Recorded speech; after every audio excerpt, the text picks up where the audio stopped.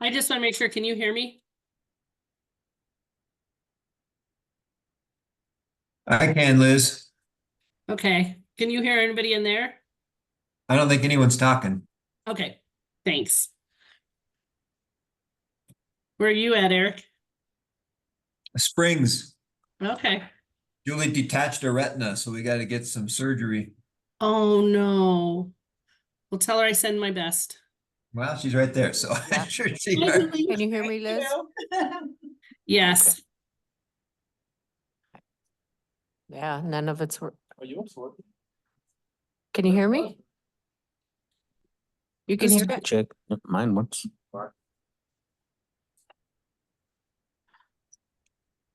Eric, Liz, can you guys hear us? Yes. Yep. Okay, perfect. Check 1, 2. Yours is. Mic check 1, 2. All righty. Good. Sounds good. Captain, you want to test yours? Check, check. Hello. I just got a text from Heather. She's on her way and she's running just a few minutes late. We'll just wait a second till she gets here and then we'll start. Okay, Captain Maces. So I think we're gonna have 2 council members on Zoom tonight, Counselor Hensley and Counselor Carson. Am I right? Because I can't see, but. Oh, he's not there yet? Okay, he'll be on in a few seconds too. Counselor Carson just got off work as well. And who else is up there? Okay.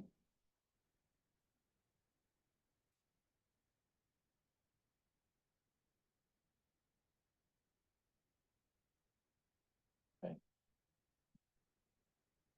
Good.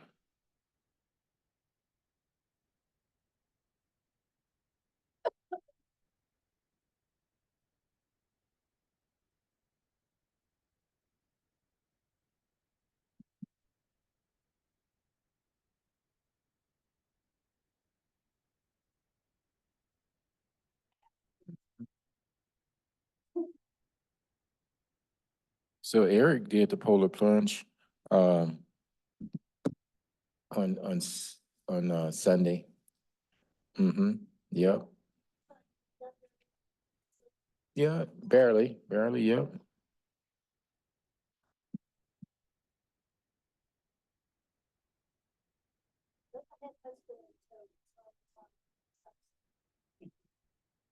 Okay.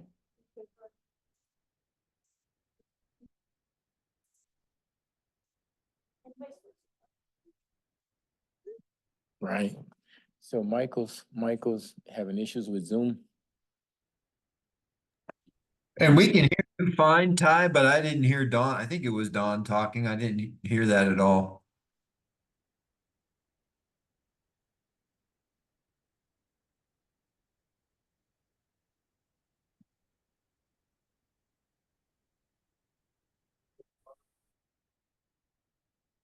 It was chilly. Yeah, it was cold. Yeah.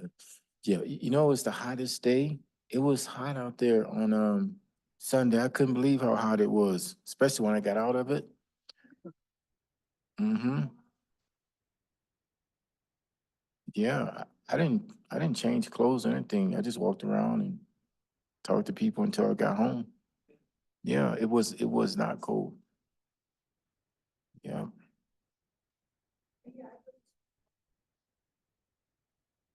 Oh, you did the 5K and you and Counselor Hensley were at the bonfire as well? Yep.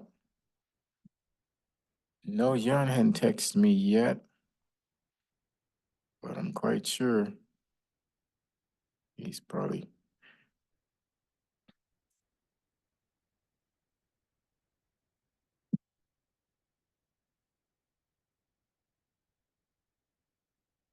Let me check with him.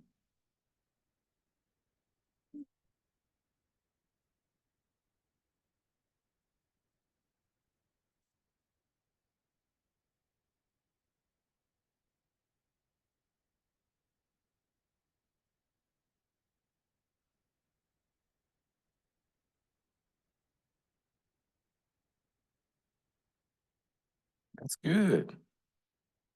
There was over 200 people out there?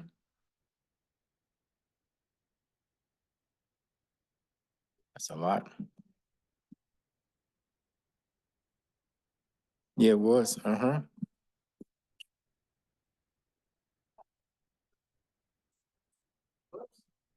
Wow. Wow.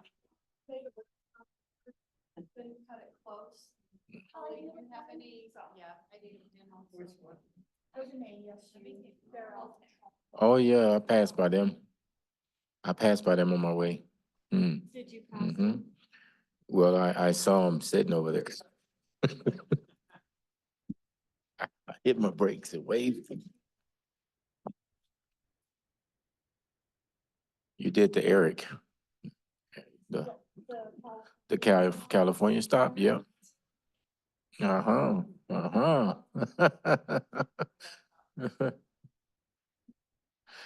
All righty. Well, I think, okay.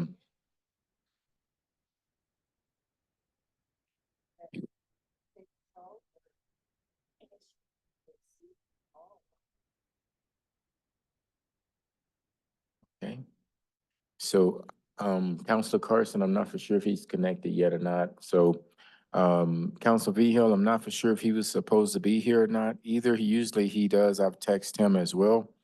So, we'll go ahead and get started, Captain Maestas. Can I start it off a little bit? Okay. It was about a month ago that, us as staff brought before council the idea of, potentially modifying the budget because we needed to demolish what we felt like were 3 homes. 2 of them were occupied, 1 was not. This was kind of sprung on council, type of situation, and which is my fault.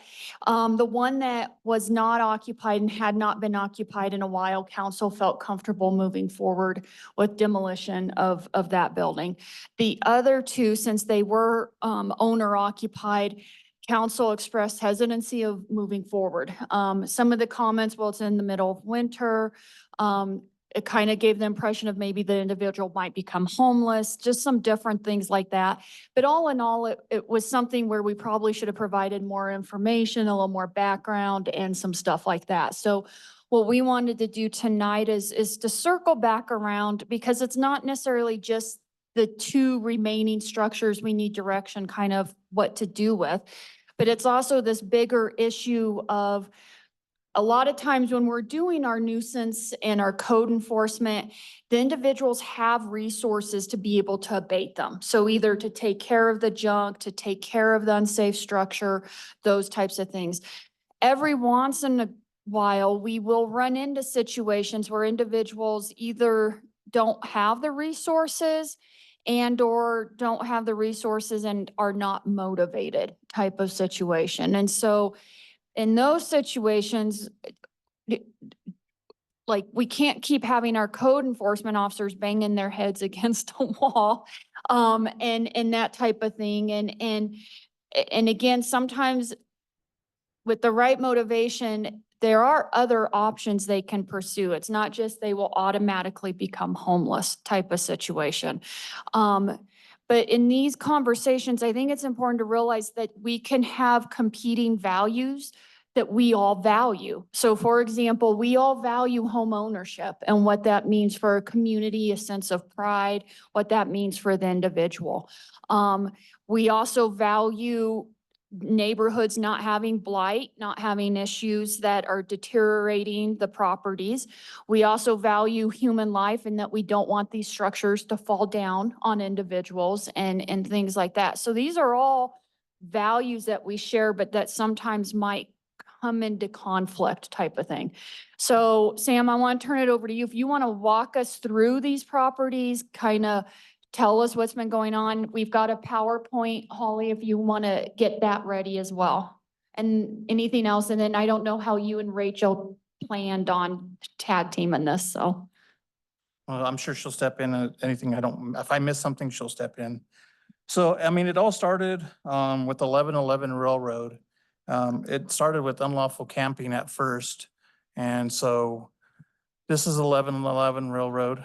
I'm not sure if you're familiar with the property or not. So we had some unlawful camping going on in the back.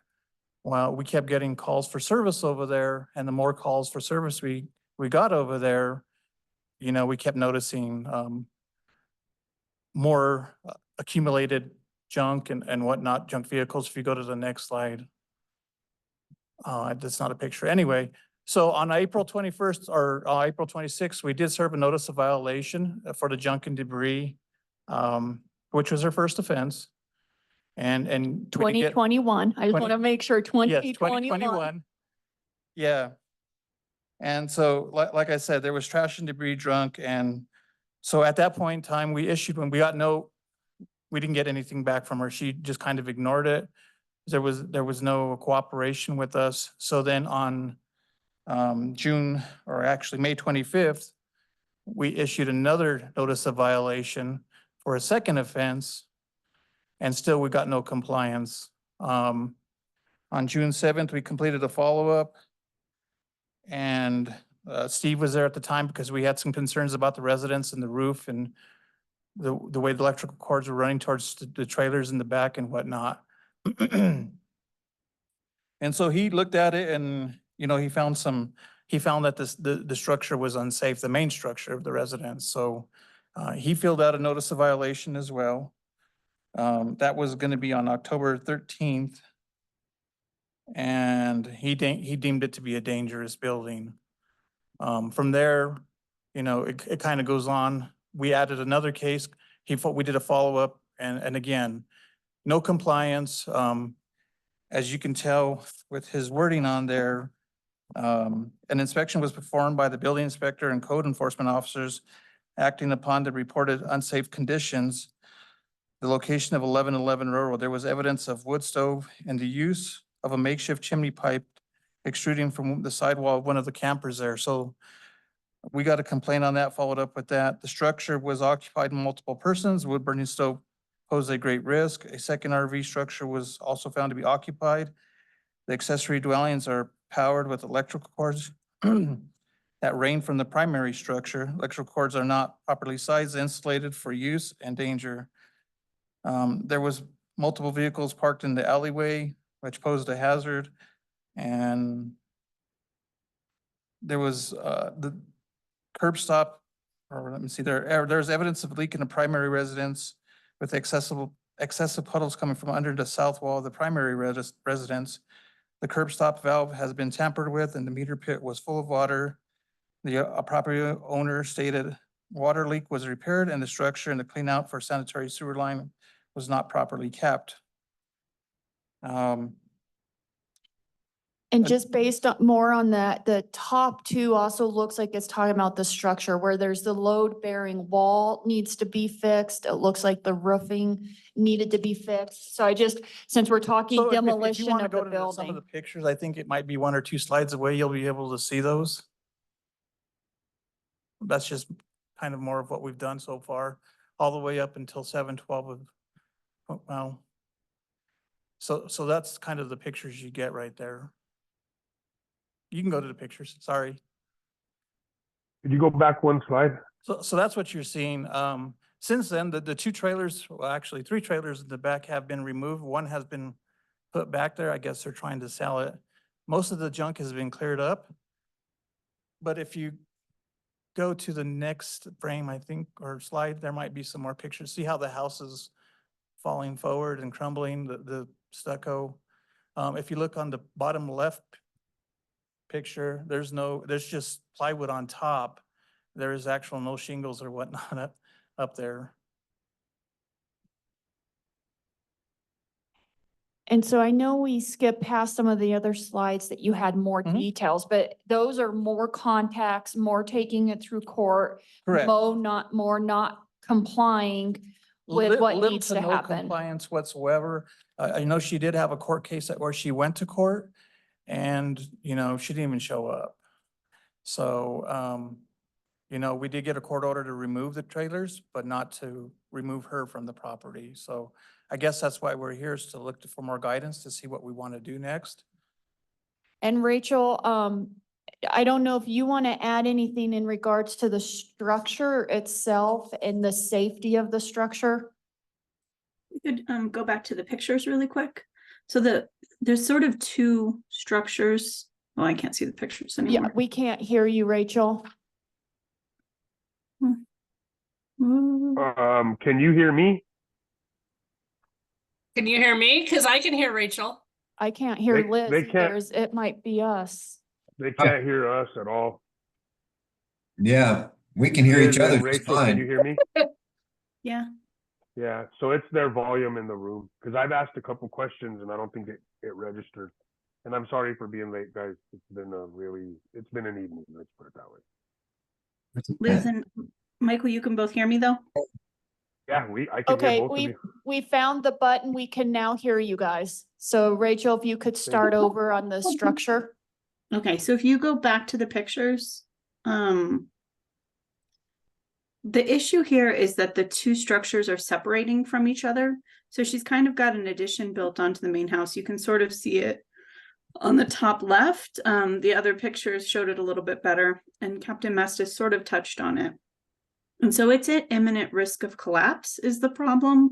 And I know that she's, so if you see the bottom left, you can actually see where that yellow thing is. It's a large gap where the buildings are separated. And it's my understanding that she spends the majority of her time in the one on the left, which is the one that's in danger of collapse.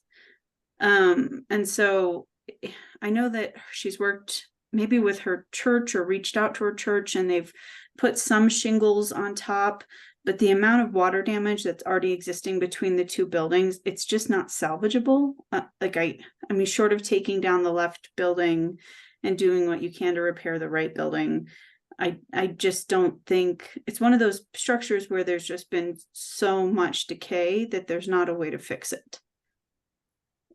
And I've had 3 different building inspectors look at it, and it's only a matter of time till it collapses. And it's just our hope that she's not actually there when it does.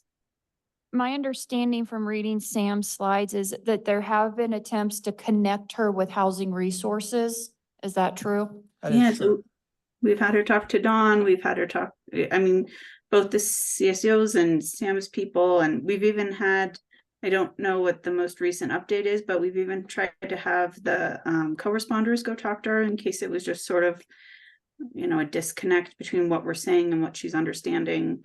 But we've sent her to all the resources we have and tried to tell her she's not safe, and it's just not resonating. And the problem is the building's constructed of adobe. So, I mean, once that starts deteriorating, it's just gonna collapse.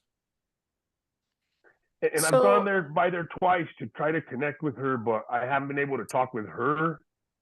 I really would like to have a conversation with her, just putting that out there. I know I had told Liz and the rest of council we had talked about 30 days, I asked for 60, but I've gone by there twice and I've encountered people. I just haven't been able to get in touch with Wilma.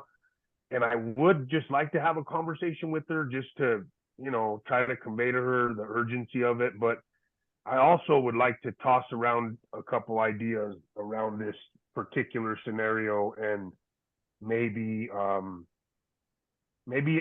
talk to Eric and Heather about other suggestions besides just tearing it down, buying it, and telling her if she doesn't pay us, we're going to keep her property. Maybe trying to figure something else out. We're always talking about being progressive, and we're talking about housing. She's obviously had, you know what I mean? I don't know, but just have a conversation around what it looks like to try to, I mean, Rachel said, the possibility of the because I know the building, I've seen it up close, and it's in bad shape. But I would like to have a little conversation with her. I mean, I don't know, I know council has their feelings, and we'll move forward, as a group, but I really haven't been able to connect with Wilma, and I really want to. And if we want to exit out of the pictures just for a second, so just from a staff perspective, council has different options, and there's things maybe staff hasn't thought about either.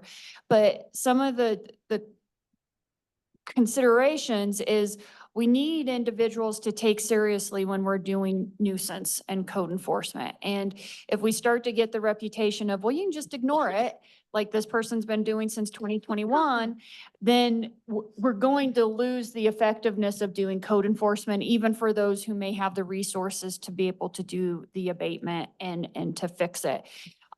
Type of situation. We also don't want people thinking, hey, let's just let our structures get run down and then the city's going to step in and somehow save the day type of situation, because that's a slippery slope as well. Now council could say, you know what, they're taking the risk at this point. We've done everything.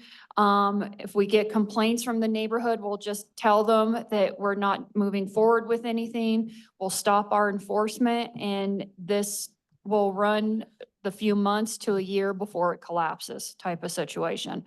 But there's no need for us to continue to have officers try to do code enforcement if we can't push it to where it leads type of thing. And Mayor, I see there's a bunch of hands up. Yep. Okay. So I see we have, I saw Eric's hand up first. And then I'll go ahead and go to Liz. It looks like Michael's hand is still up, but his hand could be because he raised it earlier. But Eric, go ahead.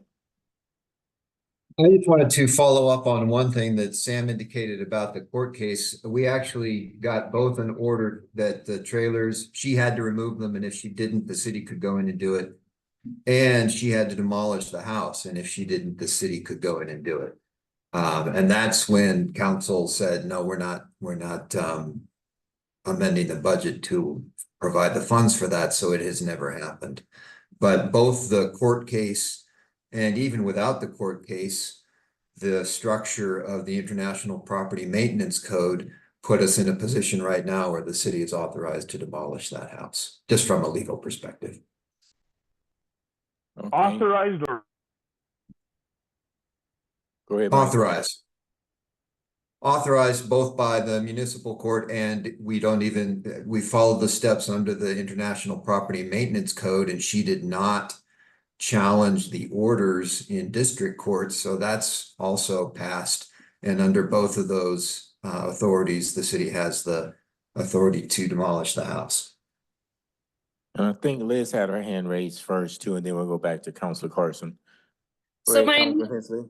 sorry, so my initial feeling on this is, I know, Michael, you say you want to talk to her and see what other resources there are, but she's been handed to the Housing Coalition. There's a lot of resources to help. And I guess my feeling is, from a safety perspective, it's a sucky situation, but at the same time, we need to also have safe environment for the people that are in that place, also around it. Also, I do feel like it's a slippery slope in the sense of, I'm going to be honest, if they don't have to follow rules, then if I get something about my weeds or things like that, why should I do it? And so I do feel a little bit like there's certain policies in there, and this isn't like where okay, your house just doesn't look good. It's really unsafe. And there is resources for her. And so it's up to her if she takes them or not. And if she doesn't, then obviously we have to go the next steps, is how I feel. Thank you, Councilor Hensley. I also have Councilor Jackie Vigil, light is on too, but I had said Carson was gonna go next and then Councilor Jackie Vigil. Go ahead, Carson.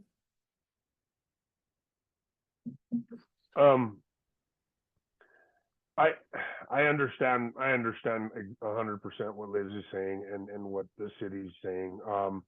And I understand what the PD is going through. I just I've known Wilma since Henry and I were kids. Her son that just died a few years ago, and that house has looked the same for 35 years and been the same. So I get it, but I just feel it just really, kind of kills me to think that we're going to tear this house down, because we're also setting a precedence the other way. That's an old dilapidated house, and there's probably 20 more of those in town. Is that what we're going to start doing? Just tearing them all down? I'm just putting that out there. I get it. I'm not arguing for just the sake of arguing. It's just that I know these people, and to see or be part of a group of people who's authorizing to tear their house down, no matter how dilapidated it is, makes me feel really bad. I'm just putting that out there. Those are my personal feelings. Sometimes those come out in these discussions. Again, I've known Wilma pretty much all my life. And that house has been in horrible shape pretty much all my life. So I get all the nuisance stuff, and no, we can't just let them run over us. We can't let our houses and our neighborhoods look like crap and not enforce it. I do not agree with that. So I'm in a weird position here. So I just want to put that out there, guys. I don't know how I Right. feel about this. Thank you, Counselor Carson. Counselor Jackie Vihil? I guess I'm in the same weird position as Counselor Carson because I've known Wilma all my life and I've lived by that house all my life. And it's hard to think that we would demolish her house. She's lived there forever, ever since I can remember. And I'm just trying to think outside the boxes, or I know she's been offered help, but I wonder if it would help if we talk to her to see if she would accept that help. I know other people have tried, but like I said, I've known her all my life, and so has Counselor Carson. So, I mean, I would like to talk to her too, and I know her daughter, and I'm sure she doesn't want her mom to be homeless, and talking to her maybe. I don't know, but I just think it's a terrible thing to, she doesn't work. She doesn't, I think she's living on Social Security, and doesn't have the finances to even to fix it. And, I know that for a fact. So I don't know how we need to approach this, but I mean, I know she's been given chances by the court and by PD and everything, but I feel like we would just make her homeless. Thank you, Counselor Jackie Vihil. Counselor Krebs? And thank you, Mayor. So the logical side of my brain says that this has been at least a city issue since 2021. So that's going on 3 years that we have tried to work with the homeowner and tried to connect them to all the resources that they can be connected to. It sounds like Rachel's brought out different inspectors, maybe hoping for a different answer or one that can say, actually, we can do this. I think consistency is important. I think when we go to look at dilapidated houses, that we treat everyone the exact same, no matter where that house is, in what location. And I feel that the city and the police department and code enforcement has gone above and beyond for this particular case. Having said all that, since Counselor Carson and Counselor Vihil have said they want to talk to her, I'm willing to, it's been 3 years, I'm willing to give it another month to see if there can be some sort of communication breakthrough to find out what's going on in her mind and her world that is causing the obstacle for that. I have no problem with that at all. Thank you, Counselor Krebs. Any other lights? Okay, Liz, go ahead. So what I agree with the 30 days. I'm fine with that. I think I'm thinking bigger picture here too, because obviously I really care. I don't know her, but at the same time, I know people are in similar situations. And so I know how hard it is. I guess my thought is, there gets to be a point, and I know it's hard, but I'm wondering if there's a process we can put in place that's, obviously using maybe counselors, things like that. But that idea that when we're in this situation is saying, hey, we have resources to help. So for example, Housing Coalition can come in and help, whether it's, now it may be that building is so bad that it needs maybe looking at putting another building there or whatever it might be. As sad as it is, it may mean that she moves, but at the same time, it's something where there'll be help to get her to move so she won't be homeless. But it's, for the last 3 years, those are things that it could have been worked on. And so I guess bigger picture is, we're always going to have these stories, and it's always going to be sad, and it's going to be tough. And so how do we work through it so that people are safe, but also that they realize this is serious and you have to make a choice. You know, do you want the help so that you can move forward? And I guess my other thing is, if she's got family and stuff, I guess it's kind of sad to me that her family is not helping her out to figure this out as well. Okay. All right, Counselor Carson. Okay, so here's where we put our collective minds together just for thoughts and think outside the box. So let me pitch this for Eric and Heather to look into. What if in situations like this, and I say this because the the building commission did it to me as my neighbor, so I know it's possible. I know they do this all the time. So what if we approached Wilma and told her, because I know the price of these tiny homes can vary, but what if we told her, hey, how about you trade us a percentage of your property, we'll help you demo this house and trade you for this little tiny home, and we work something out, depending on the size of her lot, of course, and help her clear the lot.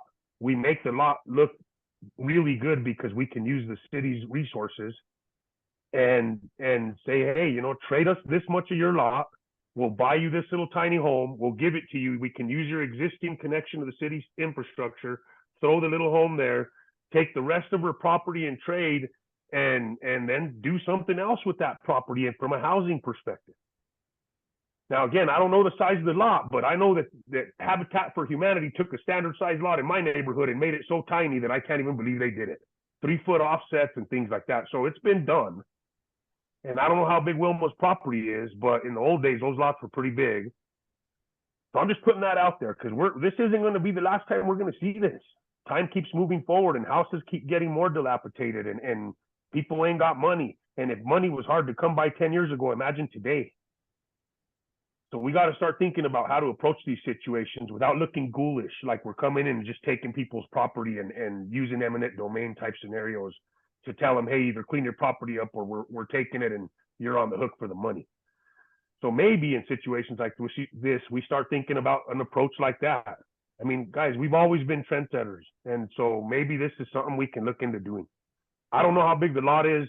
And right now I'm just throwing an idea out. I have no specifics of what that looks like. But these tiny homes can range from, you know, 10,000 for one of the little small ones. You can have these Amish groups build really nice ones for 25 grand. And you could do a lot with a big city lot now. I mean, you know, we're looking to build new little homes, or like the stuff we did over here by the airport. Then the city has other resources, or even just other properties that we can use. Not that we want to be in the property business, but again, we're going to run into these situations and we need a better approach than just this kind of eminent domain thing. Which again, I know it's been through the courts. I know the police have done their job, more than their job, and I know the city has, but this may be a way to relieve some of these situations and clean up some of the nuisance or the blight. So just putting that out there. Thank you, Counselor Carson. Counselor Dominguez. Is this ready to go? Yep. What happens to the property if it does get demolished? Is it still hers? Does she get to keep her property? So the way it would work is if she doesn't demolish it herself, then the city would have to pay to demolish it, and then we would issue a tax lien onto the property. And so whenever, I think the tax liens would come up within a year. So Eric and Rachel, do you want to talk through the tax lien and what that looks like? Sure. So that's exactly right. If the city does the demolishing, the cost is a lien against the property that is collected as a tax lien. When those are sold by the county, well, before they're even sold by the county, the owner can redeem it. They can just pay it. If they don't, then the county sells them. And whoever buys a tax lien certificate at that tax sale can then, after 3 years, apply to have the certificate, the county issue a deed in return for that certificate. And at that time, there is another chance for the owner to redeem. So there's those two chances to redeem.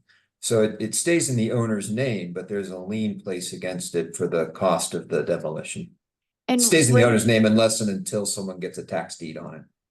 And Rachel, to help kind of, or Sam, do you guys remember how much we thought the demolition might cost for this one? Were we thinking 10 or 15? So it just depended on who we used, I thought. So if we use city stuff, it wouldn't cost near as much, but if out contracted it out, I think it's gonna be like 10. It also does have asbestos. Yeah. And Yeah. we don't have an Mhm. estimate for how much the asbestos abatement would cost. But I do believe it was 15. And that was part of the Novus. And I did just check the acreage on Wilma's property and it's 0.23 acres. It's a fairly large city lot. So even if they wanted to tackle some of this themselves, I think the asbestos becomes a huge issue. And I'm just thinking and I'm new to this project, so forgive me, but I am a contractor and I am worried that she hasn't contacted Michael and I don't know who's there. I'm sure somebody could relay a message like you really need to get a hold of somebody. I mean, it sounds urgent to me, but even if she wanted to handle the demolition, the permitting I'm sure involved is pretty pricey too. And do they have access to information like that? Like if she wanted to handle to keep the property, I'm thinking like, cause it's horrific to lose a home, but to actually see the second piece to it where it gets tied up in tax liens and all that, that's a whole nother monster. Like it's almost, I can understand safety and structure wise, but the property itself, to lose that too at the same time, I think is pretty horrific because the option to rebuild isn't there no more. I just wondering like getting hit twice. I mean, to not have enough money to do a roof or even patch a hole in a wall or bury whatever. I don't know what the issues are with the structure as a contractor, but I just see the whole property piece kind of being bundled in it and being lost too. I mean, So, and so to answer one of your questions, in regards to when we're trying to work with property owners, if they're working with us, we'll give them names of contractors, names of companies, all of that. We can't necessarily we can't recommend because then we're showing a preference for one person over another. But we're always willing to share, here's who people you could call to do this different type of work. The issue here is she's not engaged in the process type of thing. So she hasn't shown up to court.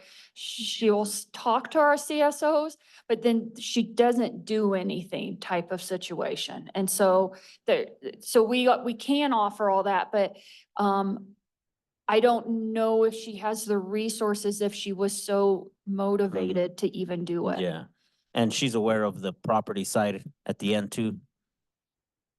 Like, she's aware if it is demoed that and you guys pay for it, she still has to pay that note to get it back. She knows about that piece.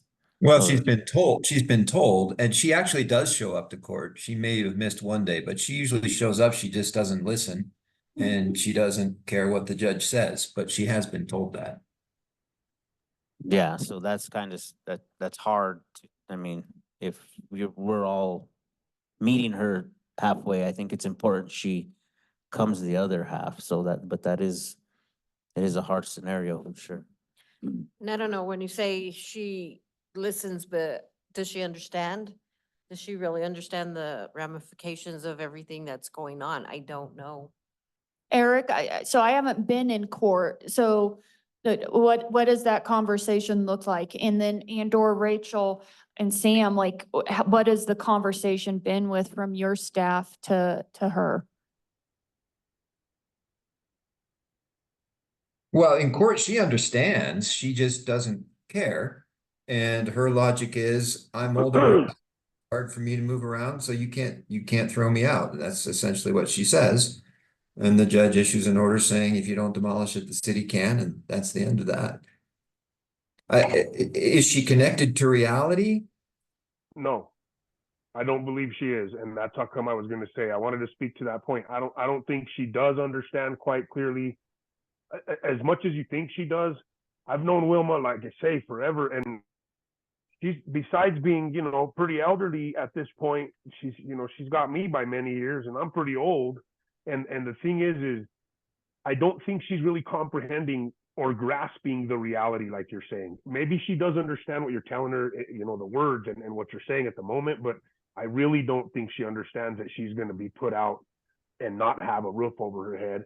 And to touch on the people in her family, most of them are somewhat disabled, you know, somewhat, it's not necessarily a great situation. So that's why I threw the solution that I have or around that, because rebuilding or repairing the home, like I said, that house has looked like that for 30 years, maybe longer, maybe much longer. So I don't think that's an option. But so again, to Jamie's point, this is going to end up being the city's property or whoever. Can I the ask a tax lien question, holder is Michael? that I gets feel it. a little, Michael, I've had my hand up all this time and you just keep talking. And so should I just not raise my hand anymore? Liz, I put my hand up too. I've had it up and they don't respond. So again, I don't know what to say. I got to interject because I was waiting for Ty to ask me, because that's the thing. Go ahead, Liz. So I agree with what Michael's saying in regards to thinking outside the box. What I think this is where Housing Coalition comes in. I have no desire for the city to own any of this property. I have no desire for the city to become landlords. This is where our partners come in place. Housing Coalition, everything you've just said, Michael, is what Housing Coalition does. And I agree with you 100%, but it does not, I don't feel it should come from the city. The Housing Coalition is a strong support system in these situations. They help come up with solutions. So this is where I'm saying is that I want to figure out a way then when we're in this situation is that, yes, I want to help these people, but not that we do it. We don't have the resources to do it. We can't, we have a hard time keeping up with our own streets and things like that. This is where the Housing Coalition comes in. They get funded to do this and all of that, and they come up with these solutions. And I'm the president of the executive board of this, and so I'm telling you how this works. And I'm telling you also is that when people have mental health issues, things like that, we have the resources then to try to, how do we communicate? Now, obviously, is it always a happy solution? If somebody's truly not in reality and there's some concerns or issues, sometimes we have to work around it. But the purpose, the honest purpose is nobody's going to be homeless. And again, like Jamie says, if we meet halfway or even meet more than halfway with that person, we're there to help them. And the philosophy of the coalition also on top of this is because almost, I would say, I don't want to say percentage, but a high percentage of people we work with are elderly. And it is truly about how to help them. And Jamie, I know you know, because my husband and you have worked together on a lot of these jobs. And there's some challenging situations, but at the same time, the coalition bends over backwards to try to help these people out and try to make it right for them. And so I support you 100%, Michael, but I feel like it needs to come from our partners, not from us. Okay. So, Carson, you can respond, and then I'm just gonna bring up a solution that we could do on this one, because we still have some more to go. Go ahead. Okay, so is that what I should convey to her? And this is a question, because again, this is a new situation to me. So I when I have a conversation with Wilma, the point I'm going to convey to her is that she needs, you know, personally, I'll help her if she can't, if with the phone number, whatever, the phone call, but we're going to connect her with the Housing Coalition and try to pitch, maybe I'll throw my idea at Don. I don't know how doable that is. That's why I asked Eric from a real estate standpoint, if that's even possible. But so is that what you're saying I should do? Just have her connect with the Housing Coalition, say, look, this is the best option. This is the best group of people that can help you. And again, that's a total question. I'm not trying to be, I'm new to this, so I don't know what to tell her. So are we good with Counselor Carson and Counselor Jackie V. Hill getting 30 days to talk with Wilma and giving her the option to reach out to Housing Coalition? And then after that, we have to take the next measures if she doesn't respond? Oh.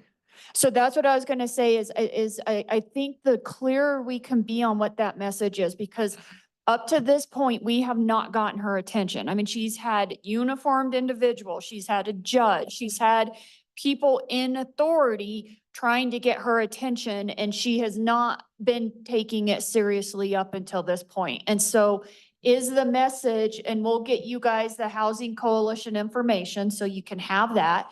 We'll do the 30 days, like, so we can all say what 30 days is and have that same date in mind.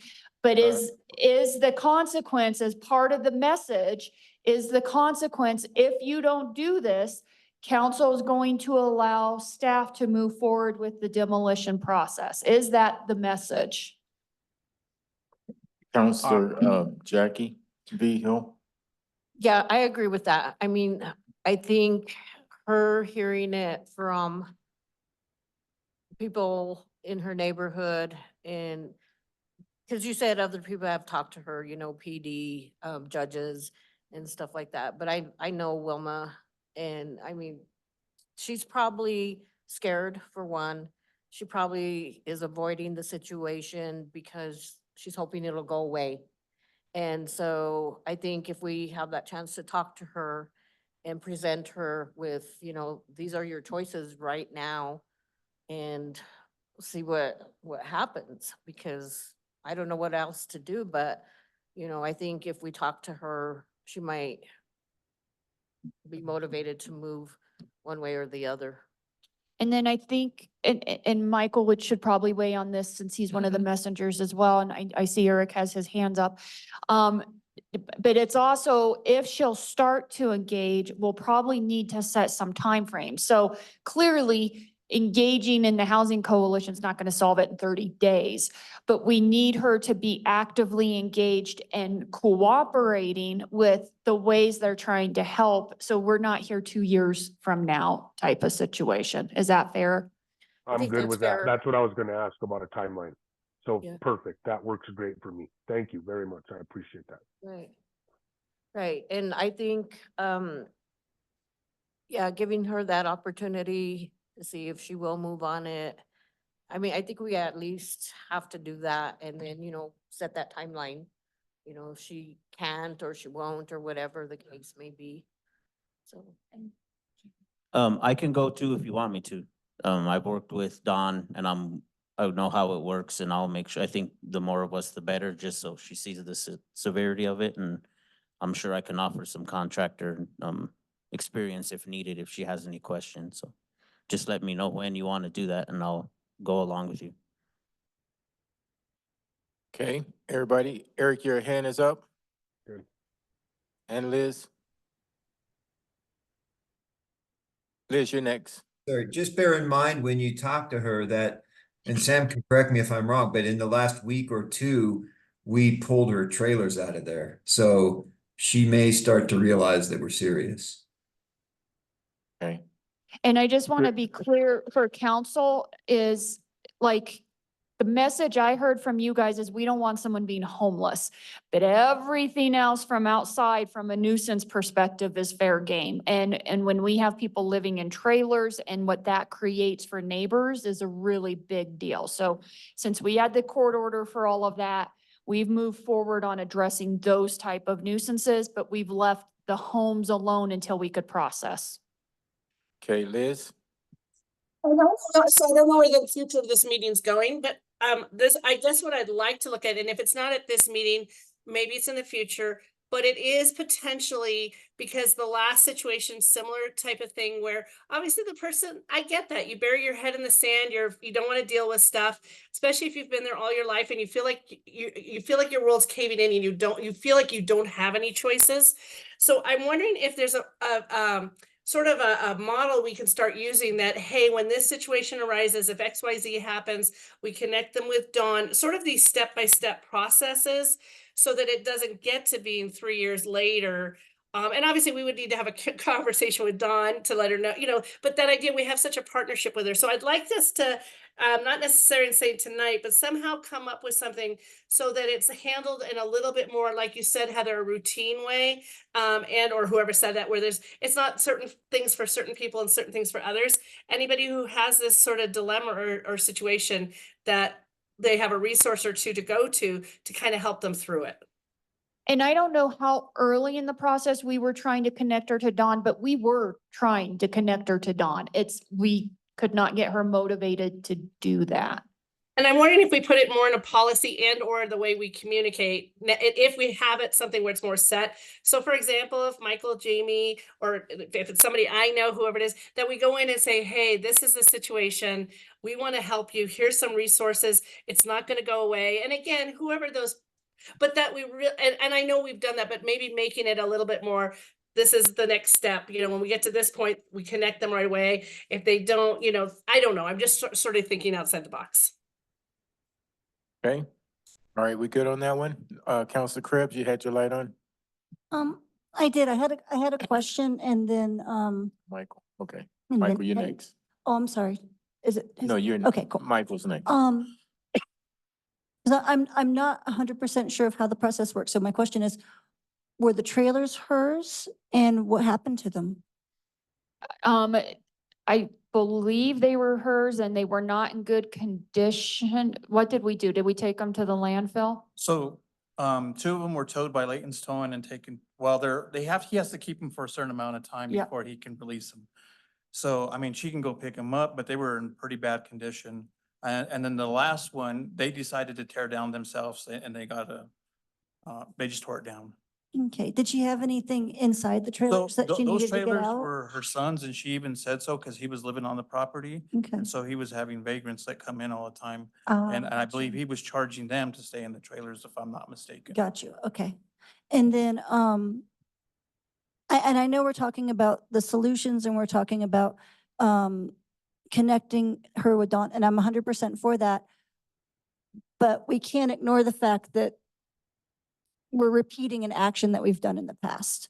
And so it's, but just to make staff aware that we're repeating something that might have a similar outcome. You know, we're hoping for the best, but we need to also prepare for the worst in that. And then my last comment would be, the direction this conversation is going, is that something that your officers would be comfortable with for the 30 days with the connection to Dawn? I think that all they sought out was compliance. I mean, they don't want to take it personal. They just want compliance from the person. So, I mean, and we've worked extra hard on this one because I know Wilma, I've known her for a long time as well. And so, you know, it ended up in a bad situation. So. Okay, that's all I have. Thank you. Counselor Carson, your hand is up. Yeah, and to Sam's point, I think or to the point that Sam made about like about Winks renting the trailers out or renting out to vagrants. That was my whole idea, and I hope that Liz, I hope Dawn could pull something off there, because that was my vision, and that was helping this lady and helping her away from being, and I don't want to say victimized, but being in a situation where she's and her property aren't necessarily being utilized the right way or whatever. But my point is I think what scares people a little bit, or what will scare her, and one of the things that I'm going to talk to her about is that we just lost that Armijo kid, Justin, and in the same way in a camper fire, you know what I mean? And Justin, if for you guys that don't remember him, he was the homeless rep. He was the near homeless rep on the housing coalition. He was the little guy that was always with Erwin Young. And he was a cool kid. I had seen that dude 2 days before at the Maverick. So I'm going to bring that kind of stuff up too. And that's the stuff that scares me about all these little trailers being put on these lots and people living in them and staying in them and making fires. So, that's the stuff that I want to talk to her about personally, because the day that I went there, I didn't see her son. I just saw people that I didn't know. And I'm assuming they were like homeless people, you know what I mean? Or people that were staying there that didn't live there. But, I'm going to talk to her about that. That's one of the things I want to talk to her about. And again, that's the whole reason I pitched the idea, trying to help this lady and utilize the property, clean it up, and not make it so hazardous, because we're losing people is that 2 camper trailer fires that we've had, Sam? Has there been 2 that people have died in? So I believe you only had one. One was transported to Colorado Springs. Oh, okay. And then before we go to the next one, I wanted to, I'm sorry, Michael, did I cut you off? No, I'm good. Thank you, guys. Okay. All right. Eric, are we in any type of violation if the three of them show up at the same time, or how do you recommend them approach WIMA so that we're in compliance? I don't know if that's an issue or not. Oh, yeah, it would be. We can't all three go. Right. Or at Yeah, if different there's times. three of you, it's gotta be noticed and it's gotta be open to the public, so two might be best. Or two can go at one time and the third one goes at their own time or something like that. So just don't coordinate three at one time. Yeah. Good? All right. Okay, so we're everybody comfortable with the next steps on this one? We have three council members who are proposing to reach out to WIMA within a 30-day time period, and then report back to council and let us know what, report back to us and let us know what they found out. Is that what we're saying after you give them resources with Dunn and things like that? So that's the action? Okay. Yeah, and then just to close this out, Sam, would you think, like, if council's going and talking, whose name should they give to her to say, you need to contact Captain Mestis to let him know you're working with Dawn? And we can obviously check with Dawn as well, but would you be the point person on our side? Yeah, I don't mind doing it. Okay, okay. So then as Sam's gets ready to kind of head into the next one, it could be you guys want us to handle it the same way, but we still want to go ahead and provide the information. Does that work, Sam? Yeah, can I add one thing? Can somebody give a heads up to Dawn that this has all been discussed? Rachel, can you take care of that? Just so Dawn's not blindsided. Okay, thanks. She's shaking her head if you don't see it. Yeah, I'll talk to Dawn, and I have talked to Dawn about one of these issues before. It really was just that I think one was just not taking it seriously and didn't move forward with working, but Dawn did try. Okay. All right, let's go to the next one. Are you? So the next one is 719 10th Street. This one's not near as bad as the one as far as being dilapidated, but the inside, I mean, it's a hoarding situation where he has stuff from floor to ceiling. He has some water concerns that he doesn't have any plumbing in there. So we've issued him, if you want to go to the next slide, it kind of gives a tall tale. So on 1/2 of 2022, it was inspected by Steve Copley and deemed to be unsafe. Mainly because of the unsanitary conditions and we had some people living in the back as well in a trailer. We did get those people out of there as well. And he found that the plumbing fixtures were in terrible shape and lack of water supply from the city. And it hasn't been turned on for the last 5 years. So we issued a notice of violation. Go to the next slide. On 11/7 of 2022 for unlawful camping in the camper. They since corrected that. Then they were issued another one on 1/17/2023 with what the findings were Steve Copley provided. The next 1/17, you can see we served another notice of violation, a second offense, and then we followed up on it. And we followed up on February 19th, 2023, and then 3/19 of 2023, and then 8/5 of 2023. And you can see there's little compliance. He recently went to court and asked for an extension, and I believe he mailed you, Heather, right?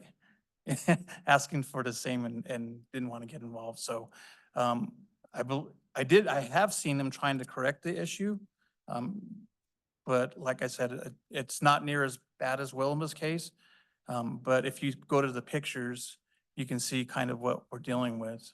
And as you're looking at these pictures, one of the things I want to reiterate is city ordinances prohibit people from living in a structure when it doesn't have running water and sewer.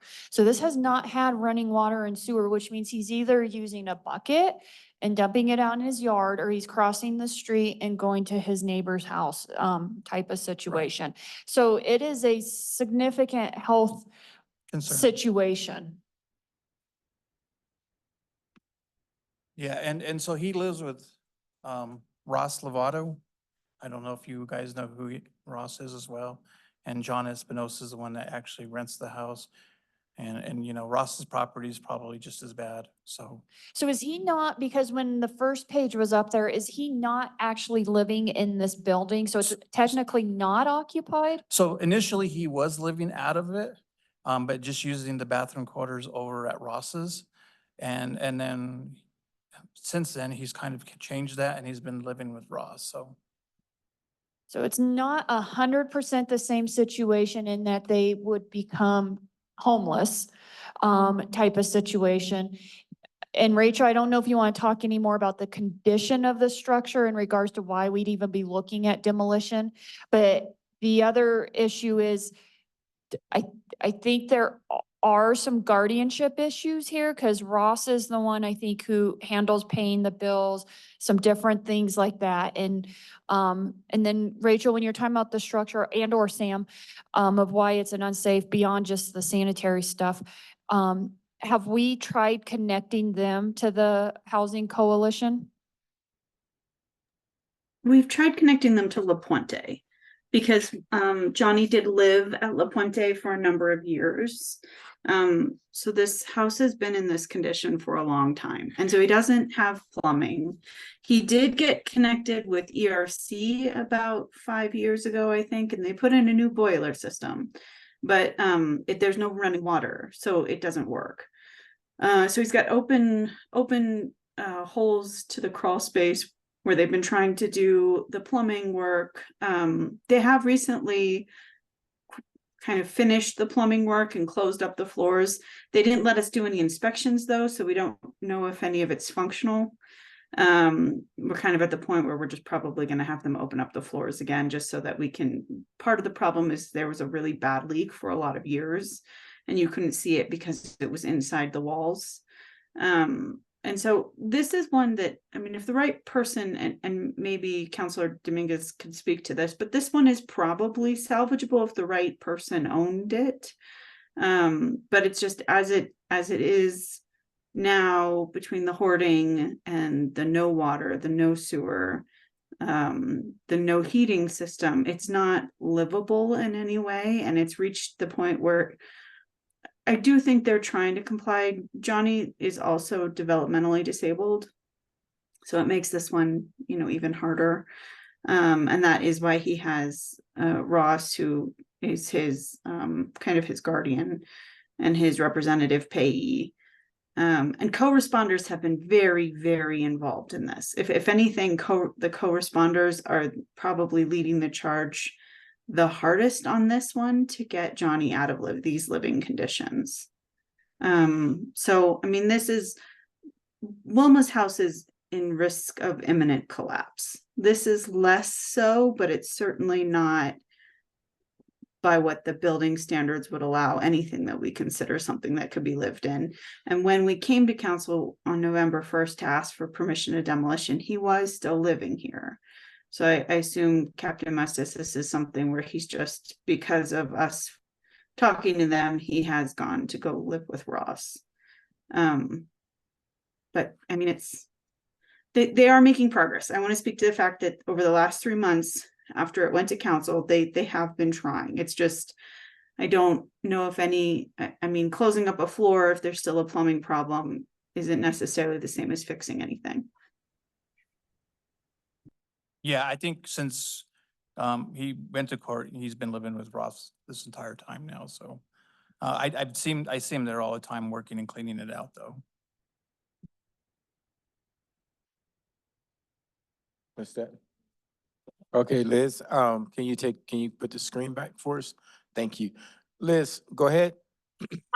Honestly, this is another perfect one for Housing Coalition. I think we need to connect because again, unique situations, you never know what Don can come up with, but plumbing, electrical, all of that type of stuff is what the Housing Coalition does for houses where people can't take care of it and that they would end up being homeless. So I think it's a perfect fit there. And then also, who knows, maybe it's something, like you said, if it's something that the right person gets it, maybe, and again, I'm just, again, thinking outside the box, it might be something where Don says, hey, maybe we'll take this over, give them the fair value for it so that we have another affordable housing situation. You never know, but I just can't help but feel this is we need to connect Don on this one, especially because the primary thing is plumbing. Okay, thank you. Counselor Carson?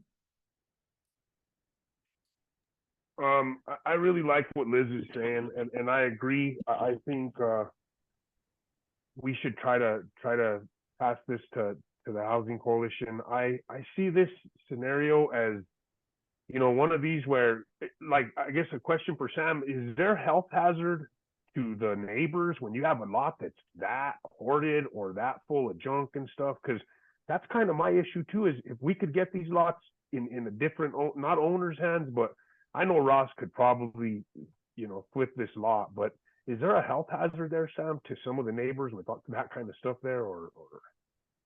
So, I mean, we haven't got no complaints other than the vagrants living in the back, but I'm sure there's probably some kind of infestation of mice or rats. And that's what I was wondering, because I've talked to Ross. I've had the neighbors come to me and say, dude, go talk to this guy. And I've talked to Ross about his lot. I didn't know he owned that house, but I've actually went and talked to Ross about his lot and, you know, the neighbors and how they're feeling. And I'm like, dude, you know, you got to do something, because then if the city has to enforce code, you know, you're going to get, we got to clean this stuff up. And I went and talked to him and he was responsive. But this other situation, I mean, his lot's pretty bad, but this other one looks really bad. I mean, it's just that Jeep that's back there, they can sell that and fix a lot of stuff. But my point is, you know, this is a good scenario, and I like what Liz is saying, because maybe they can do something, or is that done, Eric? Can you trade like half a lot, and will banks do that? Do you know that, or? Well, we don't care really about the banks. The question is whether we would do it. And Rachel says that 0.23 acres is largish, and I don't know whether that would mean the city would approve subdividing it. Okay, Okay, All I was right. just curious, because I think something like that would be cool. okay. Counselor Jackie Vijo? So again, I know these people. I've known this house. It was never like that before till Johnny, he has mental health issues. And I noticed every time I go by there, I mean, there's something on the fence, something new all the time. And I knew he was kind of a hoarder, because he used to walk through the alleys and collect what was in the alleys, and then he would take it to his house. So, I don't like Councilman Carson said, you know, Ross's house is pretty bad too, you know, because we see this daily, right? Because we live on that street and it's pretty bad. So I don't know on this one what we need to do. And I know that Ross is his guardian, payee, whatever. And so I don't know if it's worth talking to him too, or, because I know you've said that you've talked to him, Michael, before, and yeah, but Ross has been there like that ever since. Well, I I've talked to known him him about too, his you know. lot, but is he the owner of that property too, Jackie, or? I don't think so. I think it's Johnny, because that house used to belong to Uriosti like a long time ago. And that was his mother's house, and he sold it probably, I'm guessing like 15 years ago, maybe. Yeah, yeah, Huh, so. interesting. So who owns it then? So He we owns think, it, Johnny? we think Johnny Johnny owns it, Yeah, and then Ross is his payee, so he Mhm. handles paying the bills. right. Okay, yeah, that is a pretty unique situation, because Johnny, yeah, he's real disabled, and huh, that is an interesting one. I can talk to Ross a little bit too, but what's the solution in this case? What do you guys suggest we do? I mean, We got Counselor Krebs next. Before we talk about solution, if you don't mind, then we'll see. We'll bring it back to Carson. Go ahead, Counselor Krebs. Oh, okay. So just me weighing in, I'm I'm more optimistic about this one, I guess, because the house is in better shape. And the water situation sounds like something that the Housing Coalition could go in and fix up. My concern is the hoarding. Only because say we get a group of people together, hey, we're gonna help you clean this up. We make this big cleanup weekend of it, get all the dumpsters out there, the city pays for it, blah, blah, blah. And we clean it up, it's not gonna stop the behavior. And that's my concern. And I think this one would also need but I am optimistic that we can try and get him in a more livable situation. But I think this one has only been, it looks like only about a year or so, a year and a couple months. So again, the consistency, giving people the time, I think a timeline is important to try to adhere to, or try to at least loosely adhere to, but to at least have a time end in sight for it. But that would be my only concern, is the hoarding and any potential, I don't want to say vermin, but any potential rodents that are there that can be a health issue for whoever lives there at this point in time. And to your point on the hoarding, while our recent efforts only go back to 2022, I think we have a longer history with this property in that we've provided dumpsters, and every once in a while we can get some motivation, but then the hoarding picks right back up type of thing. So the 2022 is just more the recent effort and getting actually then the building code inspector inside versus the hoarding that you see outdoors. And even the co-responders, I think at the last time we had a dumpster out there, we're out there trying to help get the cleaned up. So the hoarding is going to be a long-term type of situation that's going to ebb and flow. Okay, thank you.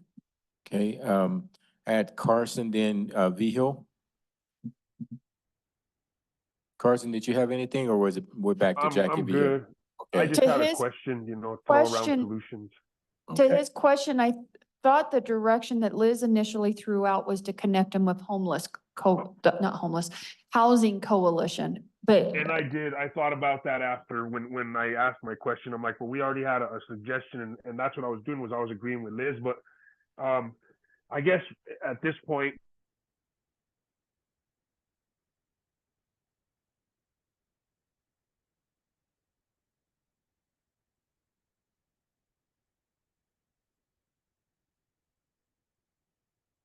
Froze. Michael, I think you froze.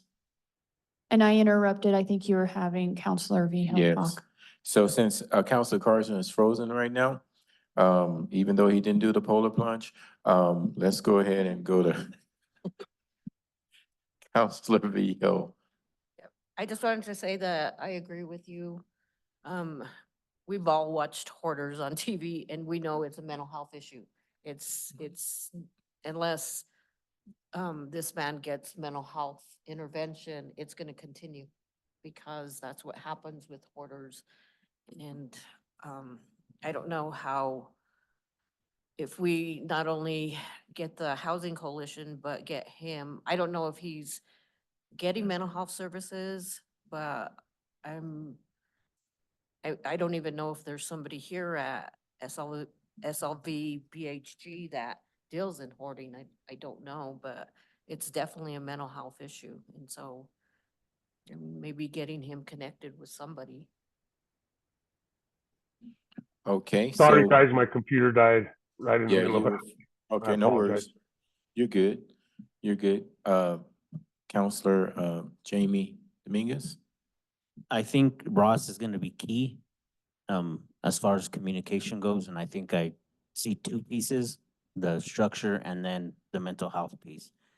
I don't know how coherent Jonathan is, like when you talk to him, if he can comprehend, but I know Ross is just, I know them too, I just ran into him yesterday, but I think he's key to the conversation, even if he's not owner, but I don't know if we'll get anywhere without Ross. for sure. So moving forward, how many council members are gonna go stop by and talk to these two? Anybody volunteering on that one? Oh, So Mayor, we can have counsel, but also my understanding from what Rachel said is we've only tried to connect him with La Puente. mhm. So what I'm almost wondering is since they seem to be seeing that this is a little more serious and we're starting to see them trying to comply with the justice system, maybe we take this time to try to hook them up with Dawn and the Housing Coalition, but then also just still have a very strong message that if they don't engage and if they don't start utilizing these services, then they're not going to leave very much option other than to move forward with other types of things that could lead to demolition. So since this house, and we don't really have any evidence that it's unsafe structurally to tearing down degree, would the steps be first, the city to clear and clean off all that stuff off the lot, then put a lien on their property, then inspect the property to see if it's unsafe before they tear it down? So what I've been trying to draw a line here tonight is we haven't historically received any pushback from council when we're dealing with nuisances that are out in the property area. So, and those things, you know, if we've got the debris and the trash that's out in the yard, we've been handling that separately. The part where I was getting concern from council was more on the structure itself and what's going on inside of it. And so to that point, we can't let him live in it when there's no running water and sewer, but he seems to be living across the street. And so thankfully that is there, but we still have the structure that could have more damage to it than we're aware, but we can't get to it to see type of situation. So I think we need to keep pressure on the structure side of it so they will take it seriously, get it cleaned out, so then we can do an inspection, have them be working with Housing Coalition, and once we can get people in there, we'll know just how bad it is, type of thing. Okay. Does that sound okay? Yeah, I just didn't want us to relate to him that we're just tearing down his house Okay. without okay. us thoroughly seeing that it is a risk and a hazard. There may be some other things where we could still sell it, or it may be salvageable sort for a certain degree. I do think there still needs to be a little bit of We need pressure. concern and fear, yeah, because they won't probably engage with the Housing Coalition and let individuals in there to a degree to be able to know what's going on. And without that, we have to assume the worst, knowing what could have been going on. But externally, if he starts bringing back campers and things like that, we're going to start those processes again to get those nuisance removed because those have a much more dramatic impact on the neighbors. And then one other question, on your slide, Captain Mace, says you said there was over 27 calls, but you didn't have any neighbors complaining. What kind of calls are these? So those are gonna be the vagrant calls and then the, you know, just the blight that the house poses in the property. So are those the neighbors Not, calling? not any violent calls. I think if you put that slide back up, it tells you what the squatting and issues. Okay. It's the last slide on. Those are the types of calls we were getting over there. Nothing that's been. So it's from the neighbors. Just nuisance calls, Yeah. right. But none of the neighbors complained. They just kind of know how he is and how Ross is, and they dealt with him for X amount of years, and so they just kind of overlook it. The water's been turned off for 5 years that Mhm. we know of. And, you know, Ross's property, I know he had a variance at one time, but he's going through the same process where he's received a courtesy letter from the city where he needs to clean up his property as well, so. Okay. All right. Okay. I do have a question. Yes, Council Cribs. And this is just a clarifying question, and I'm not sure I'm even asking it correctly. So with the first house, the concern is that she's living in it. And so, and it's eroding, and we need to get her out of it so we can do something with the house so it doesn't fall on her. With this one from last year, he was living in it, unsafe conditions, no water, but structurally, yeah. Okay, he's no longer living in it. So I'm just being the other side of the coin here. So for the moment, that issue's kind of on the back burner while you're dealing with the debris. Yeah, so to my knowledge, I don't think he's living there anymore. I mean, I could probably confirm that with Ross. I haven't talked to him in probably about a month, but I know he was out there a couple of weeks ago and they were cleaning out. They had a dumpster out there in the front of the road cleaning. So, but to my knowledge, I don't believe he is living there, but he could be, now that you're cleaning stuff up out of there. So the priorities have shifted somewhat from you can't be there, you don't have any running water, to, well, I'm not there. Well, now we can focus on this and then we can go back to that. Correct, Okay, correct. thank you. Okay, Counselor Carson?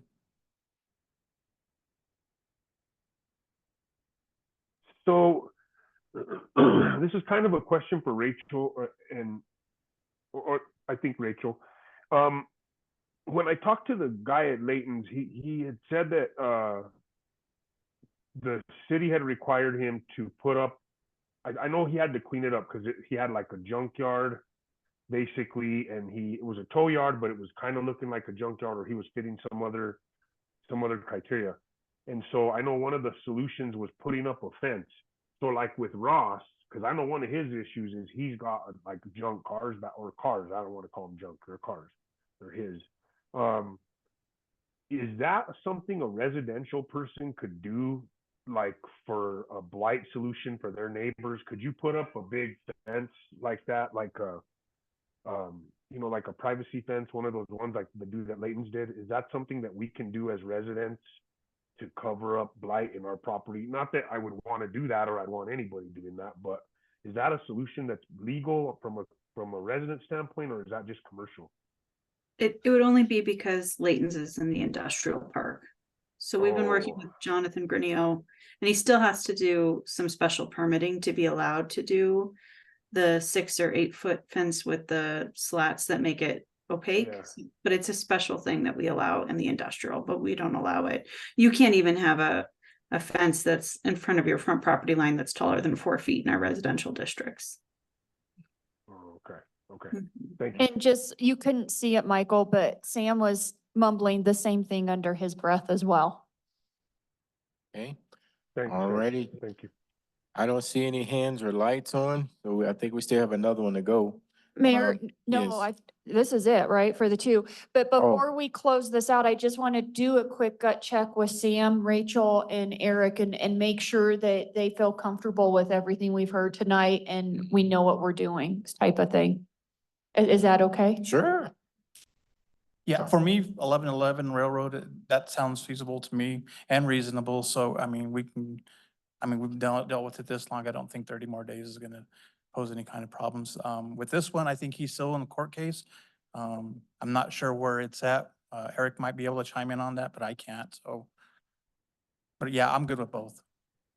He did get an extension, as you indicated, Sam, and part of the reason for that was that he has made more progress in the by he, I mean both Donnie and Ross have made more progress in the last couple of months, and both I and then the judge reiterated this, told them they need to be in constant contact with Rachel's office. And I don't know whether that's continuing, but that's the only way they continue to, and probably will continue as long as they're showing progress to get some leeway in the court case. Okay, yeah, and I'll just have my CSOs follow up on that as well on a weekly basis to make sure they still have that going. Ross has been very good at communicating with Tyler over recent weeks. So they are taking it seriously. And it is why I think Tyler appeared in court that day to let the judge know that they were making progress. I feel like the solutions are really practical and achievable. I will say that I'm not going to contradict Counselor Hensley because she's the president, but I don't know bandwidth wise what Dawn has for individual properties. And I will only put that out as a caveat that I feel like when I've reached out to her for these one-offs, basically she reaches out. If they're not interested, there's not a lot she can do. And so the onus is on them to take it seriously and really work with Dawn and be really serious about taking advantage of the resources. And then I do think her hands are tied a little bit in it's not just some of those funds that she used to use in the past, the USDA funds. they don't use as many of those programs anymore because they're just really difficult from an oversight perspective. So I'm hoping that she can be our savior in this situation, but I do want to temper expectations that she's got a lot on her plate. Can I answer to that? Yeah, go ahead. And I then would Counselor say- Carson, you're next. And Michael, if you want to go first, you can. I was just going to answer to what Rachel said.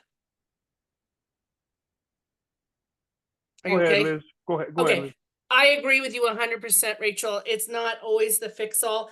And yes, just like everything, somebody has to meet halfway. She can't beg somebody to do this. But if she doesn't have the resource, she may know other resources. So I think where I was going with this is a level that we can try to do. And then if that doesn't work, then obviously coming back to see what we can do. But I do think that I know Housing Coalition has been a little bit more open about buying some properties too, and or helping out. And obviously we have the apartments and things like that. So potentially it's something where somebody can be put in an apartment while something's happening. I just felt like there's a lot of things, but you're right. It's not the silver bullet that's going to solve everything. So thank you for pointing that out. Okay, Counselor Carson. I had a couple questions. First question was, would you guys, because I think it was Liz, I don't remember who said about the property, and I didn't disagree with you guys, but would you guys be okay if we, or would it be possible, Heather, to have Rachel see what that looked like, to see what the space is on that lot, in case the Housing Coalition is like completely a no, what it would look like to trade a little piece of that property, or what the financial piece of that looks like in trading that property for like a tiny home and connecting it to city infrastructure and telling her, we'll trade you this little house for the rest of your lot.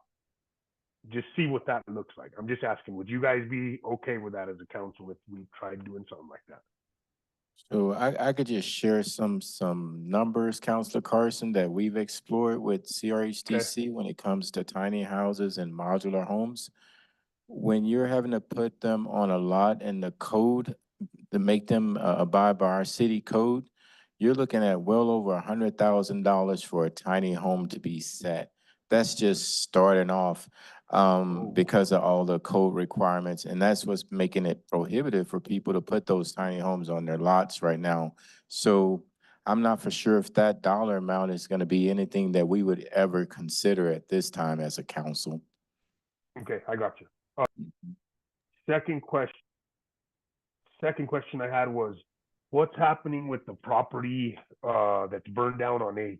Are you guys getting ready to tear that down? I saw that it's still there, that blue house. Do you know, Rachel? So he's also been pretty communicative since he got the court order. He did apply. So he's very concerned about losing the property also. So it's not so much that he's worried about the demolition. I think we finally convinced him that the building's not salvageable. He's taking that part seriously, but he's afraid of losing the lot on a tax lien sale. And so he has asked for a 1-month time frame to tear it down himself. And so we're issuing just a 1-month permit, not our normal 6-month permit. And he has to sign an agreement acknowledging that at the end of the 30 days, we're just tearing it down. So. Is there something similar going on with a big gigantic house that's on, I think that one's on 9th, that burned, or that's like, do you know which one I'm talking about? There's like this 4,000 square foot house that I think part of it burned and it's boarded up. It's not burned, but it was, it's been, Captain Mestis, it's the one on 9th, the big blue house. But it's, so it's owned by the bank. And so the bank, we've been working with the bank to get it all boarded up. It was a nuisance property for a long time. People were just crashing there, and it was a constant nuisance for Captain Mestis and his guys. They were just responding to a lot of calls there. But the bank's finally taken us seriously enough that they've boarded it up in such a way that people have stopped getting access. And we're just working with the bank to try to get them to get it fixed up and get it on the market and for sale. But I think it's been stripped of all the copper wire and a handful of things where it's been gutted, but it's a house that's very salvageable, and it's huge, and it's got an ADU above the garage. So we're really hoping that the bank takes us seriously and gets it fixed up and puts it on the market.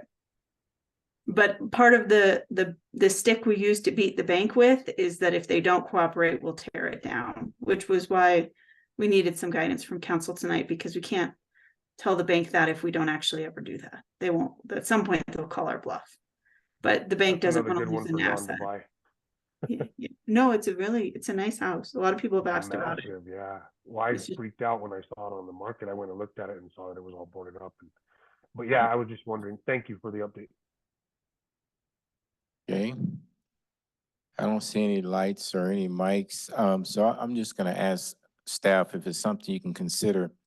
It looks like we're gonna be moving in this direction of, possibly demolishing houses when they get to this stage. I think it would be beneficial for us as a city to start putting this information in the media, social media, letting people know what the potential steps are so that, because if we start tearing houses down, we're gonna start getting the calls from the public and everybody else. So we need to start being prepared for those type of situation by educating the community as best as possible.